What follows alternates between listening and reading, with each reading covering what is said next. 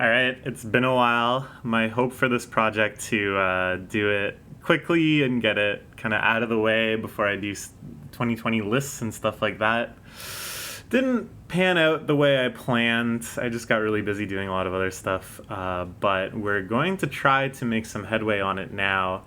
Just a comprehensive look at all the manga that is a part of my life right now and giving it our exciting Michelin star type recommendations. So once again, they've probably shuffled the ordering of the titles. That's not what I wanted to look at. So we're gonna have to like plunge back through and look for new stuff that I have yet to discuss. But I think we're almost through this section. And then we're gonna move into several other sections that might take just as long. Hee-haw. Yeah, this page we've fully covered. This page we've fully covered. Yeah, we talked about Asobe Asobese. Pretty sure. There's a lot of manga being discussed here. I hope I don't get mixed up. This is like the longest break I've taken since I started doing these videos. Which again, I thought wouldn't take anywhere near this long. It's just that I have a lot to say about so many of these series. I just love them all so much.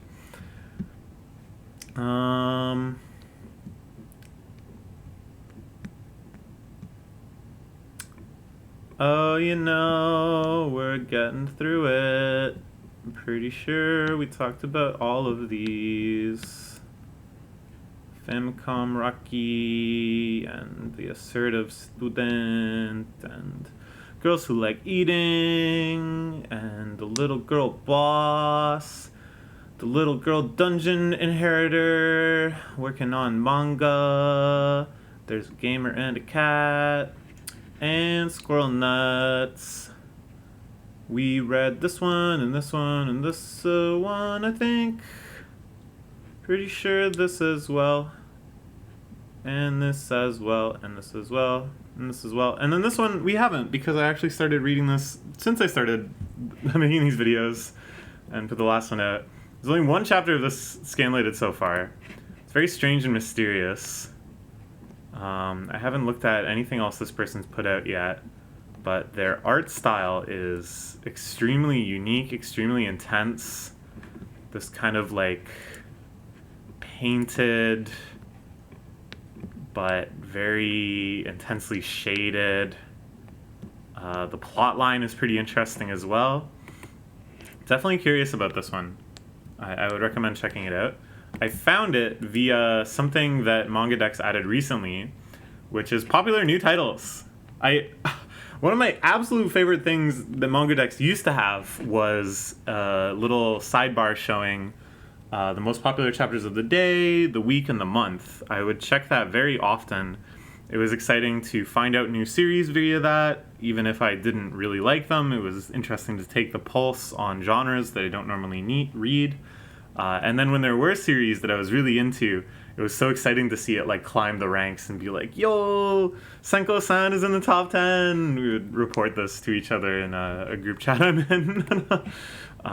So this is nice, but it's only kind of like half of what I want, because this is just new titles that have been added and are popular. So by the time they move out of this new section, there's usually only like one chapter. And you can't get a sense of what the most popular things that are currently being read are. Right? Unless there's a way to do that, and I don't know about it. That's not what I want. Latest updates. Like, yeah, there's no real good way to look at. Like, I can filter and then sort by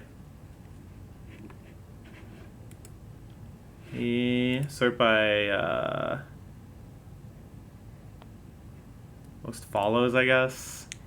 But this is like including stuff that's not like currently blowing up. It's going to be dominated by kind of legacy titles that everybody's been reading forever. Whereas I want to find out about a title that it's like out of nowhere, everybody is reading it this week or something. Anyways, yeah, it's pretty neat. I'm looking forward to more. We talked about this and this and this and this and this, and I got really upset because there's no chapters. We're almost at the end. We're almost at the end. We talked about all of these. I think I got here. I didn't talk about this yet. This is a pretty silly series. Looks like it's been fully scanlated. I should just finish reading it. Basically, it's this boy, Iguchi, who's just very quiet and reserved, doesn't really have much influence on the plot, but kind of a zany situation will unfold around him, which leads to a slightly erotic moment where, you know, somebody will get drenched in water and then you can see the outline of their underwear, you know, or they end up tripping over something and you can see their underwear. A lot of underwear viewing, just that kind of mildly erotic tier, and then Iguchi-san like nods in acknowledgement. So it's just about his blessing, I suppose, that he is always at the right time and place to see these moments. So it's like funny. I remember really liking the art style too. And then these like little slices of life. This one is all about this girl resenting this other girl. The little slices of life, I think, because you really kind of get into the characterization of these people that only show up for one chapter, and then you see the small little build up to the incident of their erotic events. There's Iguchi-san. Yeah, I think the art style is really nice, really naturalistic. Yeah. Anyways, it's fine. This one is another. Looks like there's some scanlation I haven't read of this yet, but it started as a doujin series. Yet again, we have a girl who at first appears a little cold, aloof, or distant, but eventually warms up when you kind of understand her character through the eyes of the male character, who, of course, they start dating. It's nice. I like that the art style for this girl, I think, is very well done. She has like a good kind of flustered but intense look. Yeah, it's fun. The pre-serialization of... I kind of remember this. This girl is like very intimidated by her gal classmate, but then, you know, she eventually gets to know her. There's like a serialized version and a pre-serialized version. Neither of them are getting actively scanlated. Okay. Yugami-kun. Hehehe. So this is another one where I didn't finish reading it because I just couldn't bring myself to. But I'm so close. I read up till here and I loved it. I absolutely loved it. This one, first off, is getting 2 stars. I think it's just fantastic. I think Yugami-kun is just one of the most interesting characters in all of manga. Just his kind of like mix of being arrogant and obnoxious, but then also kind of naive and innocent and really heartfelt about certain things, with like this very strong sense of justice. But you get the sense that like a lot of this is kind of like a facade where he's trying to convince himself that he has certain capabilities and resolutions and stuff, when really he's kind of just fumbling. And then the characterization of everyone is just great. It's such a rich series of goofs and gaffes, but with such like a all too human quest of connection. Man, I don't know what the hell I'm talking about, but it's great. It's really, really great. I can't recommend it enough to just anyone that likes manga, that likes this sort of story. It's so good. The discussion of baseball and the discussion of Rakugo are both really fascinating and really get into the artistry and the passion and the challenges of these areas. Really fantastic series. This is the only thing this author has ever done, as far as I know. I really wish I could know more about it. Like, I wish I understood how it emerged and what this author is like. Are they like Yugami-kun? It's so good.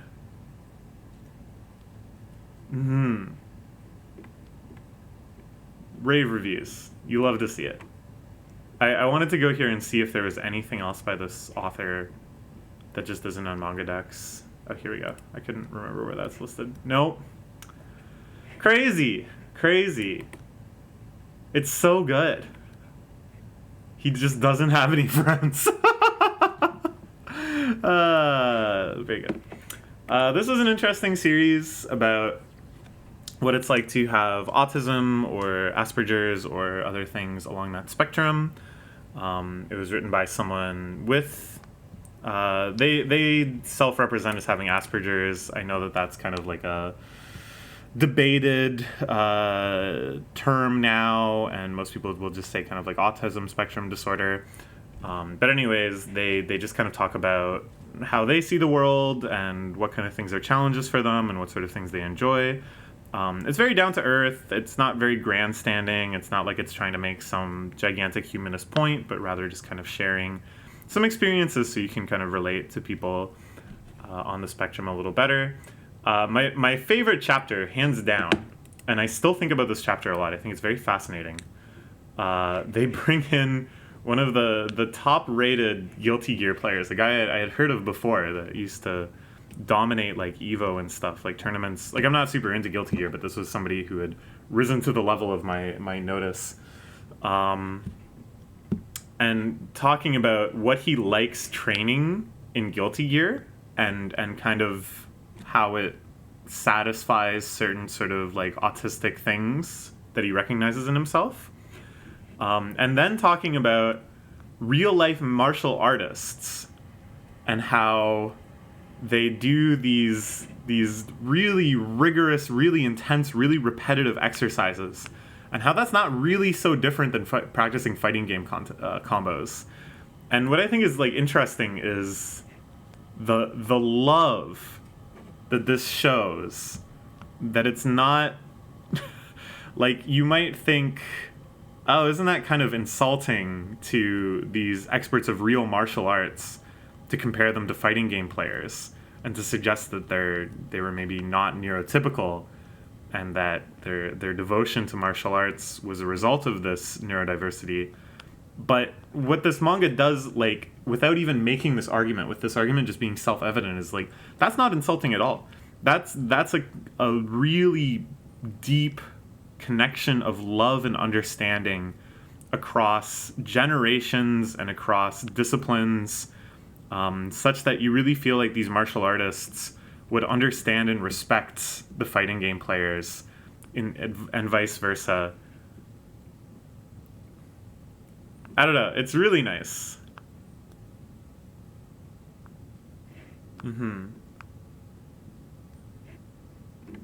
At any rate, I'm not very good at fighting games. I'm too normie.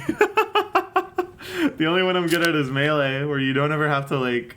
Well, there are lots of things that you should practice via repetition in Melee, but I'm not good at those parts of the game. I'm just good at other parts of the game. Parts that you can practice incidentally. Anyways, this is a really nice series. I really should get caught up on these chapters that I haven't read.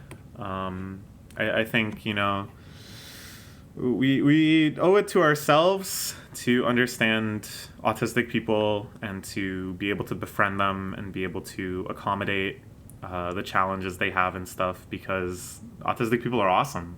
So many of my best friends are on the spectrum, and I have such a great time with them because they're so passionate and they're so fascinating, and they have such depth of patience for different things that I myself don't have the willpower or the stamina to get into.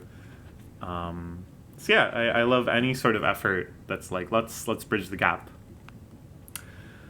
This was a spin-off of Nisekoi that was way more lewd and actually has like nudity and stuff. A very silly alternate universe where all the main girls are magical girls themed around baking and stuff. I don't know. It's like cute aesthetics, like cute conceptual aesthetics, I think, baking themed magical girls. I remember the fight scenes being pretty good. And it's like one of those series that's very fan servicey, but I wouldn't say it's like fan service driven. And I've used this distinction a few times when talking about manga, where if the whole point of it is like fan service, then the fan service actually has to like appeal to you on that level, or you're gonna get nothing out of it. Where there's other series where the fan service doesn't necessarily distract or detract; it's just kind of there, and you can take it or leave it. I would say this is more in the latter category. It's not like a masterpiece or anything, but I remember thinking this was fun. This is a kind of like a spin-off of a spin-off almost, from the original Kaiji. In one of the arcs, Kaiji is sent to this underground working labor camp, basically. It's quite horrific. They're just trapped down there underground, excavating and mining for some kind of unclear purpose. And then there's this really horrid, exploitive, capitalistic system where they can earn kind of like a company shop, a scrip, to buy things like beer. And then, of course, because it's Fukumoto, all of the prisoners are constantly gambling with the scrip among themselves. And then the ultimate prize, which, the arc kind of revolves around, is the ability to buy yourself a one-day outing where you get to leave the labor camp and enjoy the fruits of the outside world. And the main villain of this arc is the foreman, pictured, Hancho, who is the only one that can afford to regularly go outside with this pass because he runs all the gambling rings. And it's... this series is just about him going outside. It's about what he does on his days out. And it is beautiful. It looks like they've been kind of fleshing out some of the chapters that weren't scanlated at first. I think there was kind of like a sporadic effort because a lot of this also got animated. In the Tonigawa anime, there would sometimes be a segment covering this series. But, yeah, it's nice because it's all about just, like, appreciating sensory experiences and stuff. He's a very food-motivated person. I can relate. Most of the time when he gets his day off, he's really enamored by a particular type of cuisine he's craving. And he goes to a few different restaurants, and it really relishes in how you ought to enjoy it. He becomes friends with some of the black suit agents that are meant to follow him, and sometimes he also invites his other buddies out. There's some other food stuff, here we're learning about the pleasures of bathing. There's a few kind of more elaborate arcs where he's...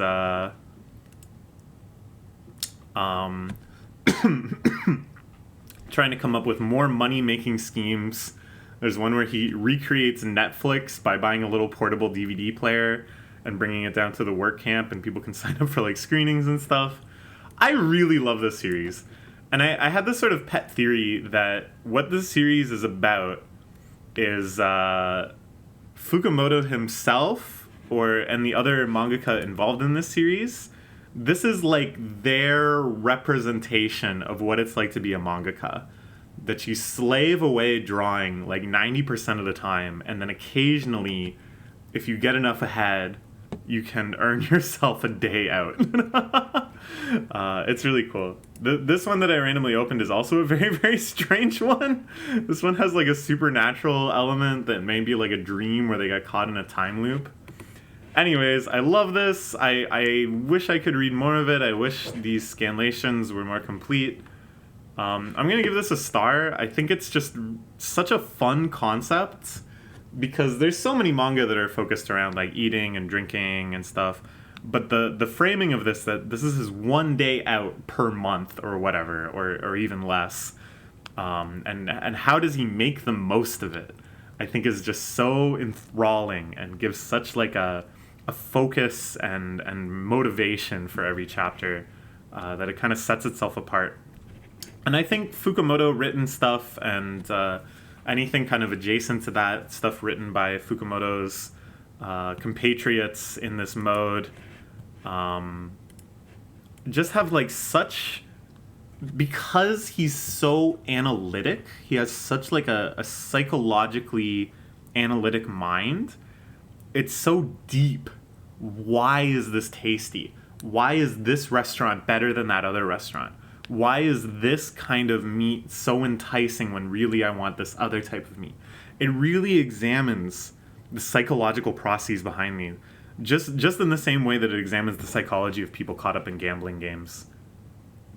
Ooh, Iberian pig. Ooh, that's so good. Oh, man. All right. Really good. We're going to keep moving on. Actually, I'm going to check Discord messages quickly. We'll make sure it doesn't pop up.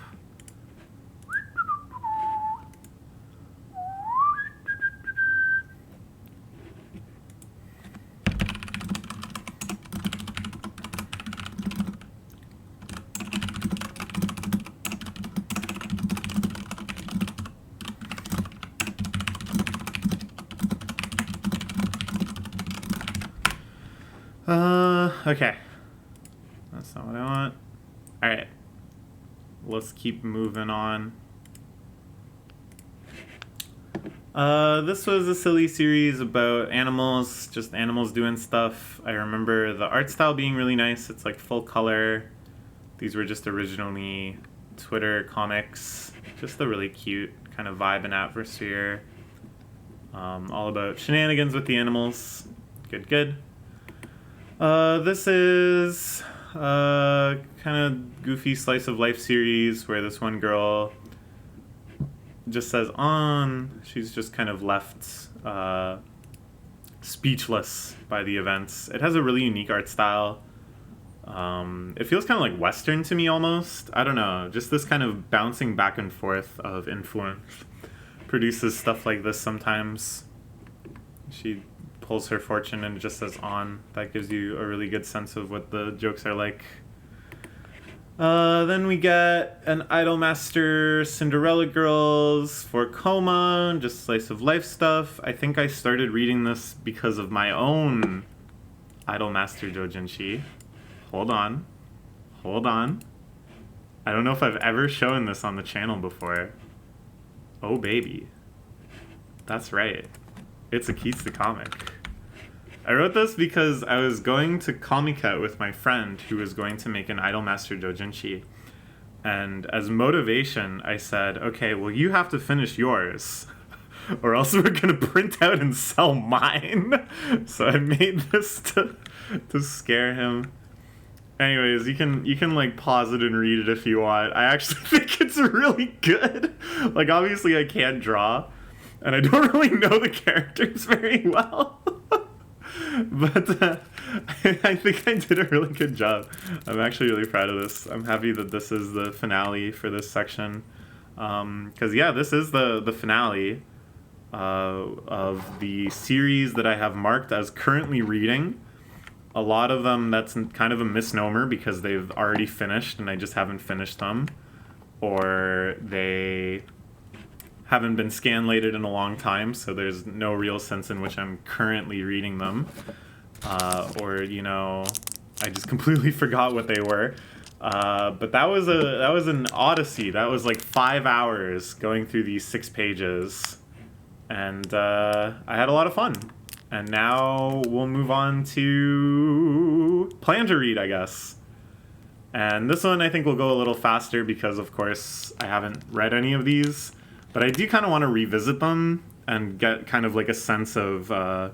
Because one thing that was really helpful here was recognizing all these series that have chapters that I haven't read yet, just because those chapters were released during my manga hiatus and I never got back to them. So here I want to do the same kind of like stock taking and figure out what kind of stuff I'm going to read next. Anyways, I hope you're having fun with this. I'm having a blast. Let's keep diving into the world of manga.